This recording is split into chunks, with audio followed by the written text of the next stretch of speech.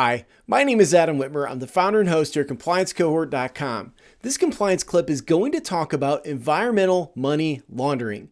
Now, environmental money laundering is something that has been brought up recently, not by FinCEN, but by the Financial Action Task Force, or FATF. So the Financial Action Task Force is a group of nations, 36 nations last time I checked, that come together to provide international standards for anti-money laundering laws and rules and regulations in each country. So when FATF talks about something that they want to have happen, that usually trickles down into each country. So again, this is not something that was brought up by FinCEN, but this is really an international anti-money laundering trend looking at environmental money laundering. And in fact, this comes from a September 30th, 2021 webinar where FATF held this webinar on money laundering from environmental crime. And they talked about how this is a growing trend worldwide, and it's something that countries should be looking at, and anti-money laundering initiatives such as that in your financial institution should be looking at and watching out for. So this is a really cutting edge type of thought process for you as a BSA professional. So it's just something to think about in your organization. Now, this webinar was done in a Zoom format where they had a number of panelists, and some of them had very strong accents. Some of them forgot to hit the mute button because they kept talking. Use my mute button there. Yeah, anyway, so it was a Zoom format, and it wasn't the most exciting thing, but there were some things that were definitely a takeaway for financial institutions and BSA departments. So if you're not a BSA specialist or a BSA officer, you might want to pass this video on to your BSA department for them to take a look at, because you can share this video for free with them, no problems at all. Now, of course, this webinar that took place on September 30th of 2021 was discussing red flags to help detect and trace the illicit finances of criminals engaged in environmental crime. So these are red flags relating to environmental money laundering. Now, there's a number of things that probably don't apply to most of my audience, because most of my audience is smaller financial institutions, maybe community banks and credit unions, and others of you like money service businesses or even mortgage lenders. So there are some things that probably won't apply if you're a smaller institution and really only have a few locations, probably not located on a border of the United States. So what they brought up and talked about the most was trade-based money laundering. So trade-based money laundering in this arena, what they're talking about is the illegal mining of precious metal and then taking that illegal precious metal that was mined illegally across the border and then somehow putting it back into the financial system. And the way they would typically do that is they're mining in a country where it's illegal to mine a certain metal. They mine that metal, then they would somehow ship it across the border, either through the jungle or through truckloads that have other things on them, but ship the raw material across the border, where they would then combine that illegally mined precious metal with legally mined precious metal and then ship it out, making it look legal.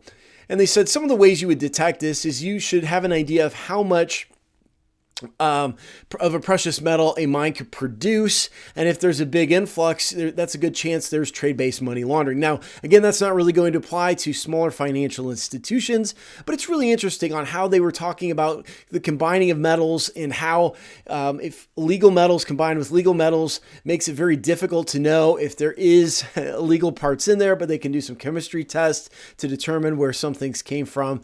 And it's interesting, but it doesn't really apply to our community banks or credit unions or other smaller financial institutions. Now, what could potentially apply and what they talked about in this webinar, the end of September of 2021, they talked about illegal dumping and illegal recycling and waste management. So this is something that could happen in any country, and it is something that has happened here in the United States. In fact, several years ago, I explained this story in our BSA annual update, but several years ago, what we saw was I saw an article coming out of Colorado, and I think it was either an article, it was a special on TV, something about that caught my eye, because there was a company that was advertising that they will recycle your electronics at a very low fee. And I don't know about you, but I run into this problem where I collect electronics because I don't know where to get rid of it. Now, I have discovered I have a lot of Apple products that I can send all my old Apple products to Apple. We've got old phones that don't work and iPads to iPods and those types of things that are just so out of date. There's no resale value. I can send them to Apple and they will recycle them. But I've been collecting them for years because I've not known what to do with them. I don't want to throw them away because that's bad for the environment. And I don't want to hand them to anybody because I've cleaned my drives, but I just don't want to pass them out to anybody for privacy purposes. So it's been a challenge for me to understand what to do. But if I saw this company that was based out of Colorado, I think it was in Denver, advertising that they would take care of my electronics and recycle it so that it's environmentally friendly and I don't have to handle it and there's privacy protections and all that, I'd probably consider signing up. And what this article or news release that I saw said was that many people signed up for this, paid the company, and shipped them their electronics. But instead of actually recycling the electronics, what they did is they bought dumpsters and they literally threw the electronics away. So the FTC got on top of them and basically said, this is an unfair and deceptive act in practice. You're not doing what you said, and there's environmental concerns, blah, blah, blah. So it was a big problem. That's exactly what they're talking about when it comes to environmental money laundering. You may run into somebody who is claiming to do environmental recycling or waste management in a proper way, but in fact, they're doing illegal dumping or illegal waste management when they should be recycling, and maybe they're violating Federal Trade Commission's requirement on unfair and deceptive acts and practices, or maybe they're just dumping it in a field or dumping it in the ocean.